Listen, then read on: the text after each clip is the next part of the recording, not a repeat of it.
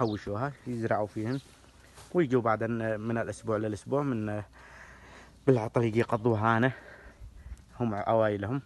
يعني مناطق، يعني هذا المنطق يقول يعني واحد ياخذ له بالمناطق هذه زراعية وعاد أسعارها مناسبة، بعد فترة تحصلها سعرها وين دبل. يعني ايش بده واحد من الهواء النقي هنا ساعة الدنيا يجي واحد يقضي عطلته ساعة الدنيا هو وعياله يرتاح، يشوف على المناظر الروعة. شوف اشجار العنب،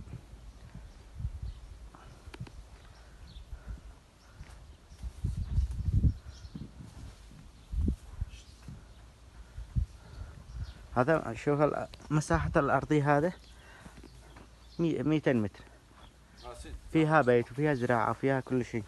شوف ما شاء الله ايش الشجر هذا، يعني هذا الكرز، شوف ما شاء الله العظيم تبارك الله. لما يقطفون الشباب الله يعطيهم العافية. يلا وسلامتكم. ان شاء الله هذا بنزله على الفيسبوك، ان شاء الله فعلوا له مشاركة وخلوا العالم تستفيد. واللي حابب يعني اي استفسارات على الاراضي هانه او مزرعة ولا شيء يتوكل على الله ويتواصل معي، وانا بفيد بكل حاجة ان شاء الله يكون يعني صادقين معكم وانتم تكونوا صادقين معنا، ونتوكل على الله. الله يوفق الجميع ما يحب ويرضى. السلام عليكم ورحمة الله.